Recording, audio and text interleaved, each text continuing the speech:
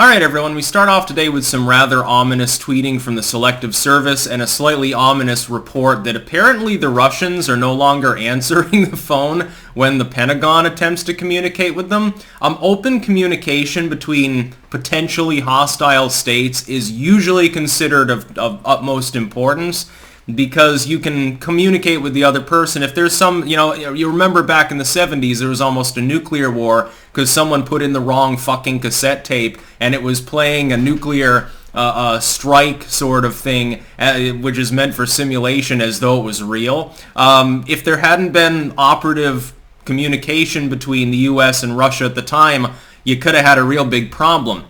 Lack of communication almost caused nuclear war during the Cuban Missile Crisis. A Russian sub that lost communication with Moscow assumed a nuclear war had started because dummy charges were being dropped next to the submarine to try to get them to surface. It was a U.S. vessel. And one under-sub commander stopped nuclear war. The other two commanders that needed to be involved in pressing the button had already agreed to do so, but they needed that third man. Lack of communication is a big problem. It doesn't surprise me, therefore, that the Selective Service is insinuating the possibility of a draft being reinstated. Now, the draft is a terrible idea. Most of the people on here, the morons is what you have to call them, supporting the idea, you'll notice that they're probably exempt from the draft. Females, for instance, can't be drafted. They can sign up for the military, but they're not part of the drafting process, which, by the way, is a good thing. People that are older, the draft cuts off typically at, I think it's 27, or is it 25? Normally it's between 18 and that threshold. If you run out of all of them, so if you've already had a massive-ass World War III and lost 10 million people, then you draft 17-year-olds and people up to 30, and then when they all die, you draft others. Now, link in the description. I won't bother archiving it because, of course, it's a government page. I don't think they're allowed to delete this. In the event of a draft, our agency would partner with FEMA to provide opportunities, yes, FEMA, glowing praise for them, to conscientious objectors to ensure our nation keeps moving forward. Learn about alternative service at sss.gov/whatever it is, conscientious bullshit. And of course, conscientious objection is kind of difficult to achieve.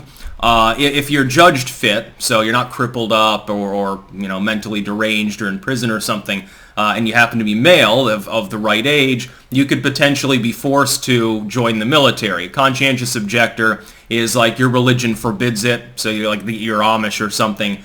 You can still be drafted, but you wouldn't be sent into combat. You'd be in a non-combat role, usually stateside. Maybe you're in logistics or radio work or medicine or something. And then there are some people that will object even to non-violent participation. That's an even higher threshold. Of course, you can do it, but it's difficult. Most people, if they are of any means, and they're in that age range, will just get a deferral because they'll go to college and they'll study over and over. Oh yeah, I'm going for my bachelor's. Oh yeah, I'm going for my master's. And the universities, by the way, will protect the children of the rich and powerful by granting them that PhD study despite the fact that they don't qualify on paper. This happened during Vietnam. So you'll have people who claim injuries and they pay the doctor off. These tend to be the upper middle classers. You'll have people that get infinite deferrals through college or whatever. And essentially, the rich and powerful, their kids wouldn't fight. The 10%ers, most of them would probably be able to avoid it and or draft dodge. And then you end up with a bunch of flyover state poor kids going over to die for a bunch of billionaires. Now, when we combine this with all of the other news out of Ukraine and the eastern front of NATO and stuff, when we look at Taiwan, etc., we're basically sitting on top of a powder keg, and there are people that are crazy enough to think that we should take up chain smoking. So there are people that want a no-fly zone in Ukraine. Russia is already declaring that there is a de facto hybrid war being waged on them already. Now is not the time for further antagonism. We can make weapons shipments, and as long as we don't retaliate if any of our people die in that convoy, there will be no World War III. Russia has been ground down. Some reports suggest 10% of their deployed troops are dead. I don't necessarily believe that report. It could just be meant to demoralize the Russians. Likewise, Ukrainian reports appear hyperbolic. But I don't believe the Russian reports that everything is hunky-dory and no, by the way, there's no Russian tank losses and shit like that, because it's clearly not true.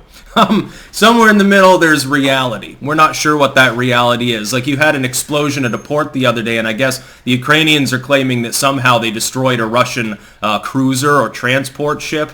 Yeah, they might have. Sneak aboard it maybe and unleash a bunch of incendiaries or something. It's possible. they seem to have struck a fuel depot as well. Clearly, though, right now, there's a huge amount of stress, and it's not just stress on Russia. Did you see what Biden said the other day? Well, yeah, food shortages, and not just for the Russians, it's going to happen. Biden effectively admitting to the nation that his policies towards Russia will cause more shortages. Didn't we just go through this? weren't a lot of people complaining? Biden effectively is nuts. But that doesn't surprise me. I mean, he's a steward. He's an asterisk president. He's not the one calling the shots.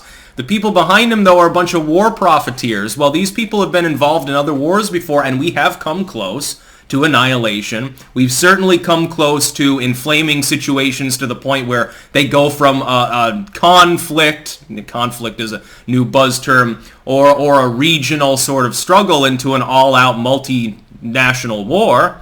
And the Russians have done it too. The Russians have antagonized China more than they have. The French have been involved in the same kind of behavior at multiple junctures. Look at their actions throughout most of North Africa. They still treat it as though it was their colony. There should be no draft because there should be no war. That's number one. If a draft is implemented, the people that implement it and the people that support it will be the people that don't have to get signed up for the draft. They don't have to say, oh, is my lottery number up this time?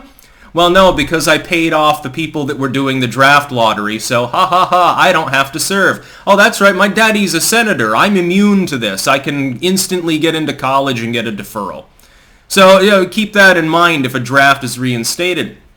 And if it is, there should be mass protests. People shouldn't tolerate it. The draft is a relic of a former era in which we needed mass manpower to conduct warfare anyway. There's no need for a draft. There are always plenty of people that say, hey, I've got no fucking future, but I can learn some skills. They'll teach me not just to kill people, but how to repair radios and vehicles and do all sorts of cool shit. If I join the military, I get 3 square meals a day. I get basically the free gym membership for the next 4 years. Yeah, I might get killed, but then if I get out, I get college money. And I get good referrals on work and stuff. I got all these skills, and Uncle Sam will vouch for me being a good person. There's plenty of people that want to go and join the military. You wanted to sweeten the deal. How about you, increase the soldiers' pay or something like that? A whole echelon of working class kids will sign up for the military. Don't need a draft.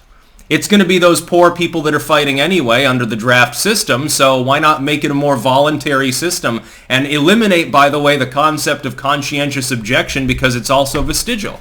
There's no manpower shortage. If we get to the point where we can't make do with the hundreds of thousands of guardsmen pouring into the active ranks as needed, in fact, I think it's actually over 1 million, to tell the truth. If we can't make do with that, well, then fucking it's already World War III. We're probably all going to die anyway. We should just arm the public and let the militia guard the home front and then fire missiles at whatever we need to fire them at. No soldiers need go over. I mean, what are we going to do? Occupy Russia?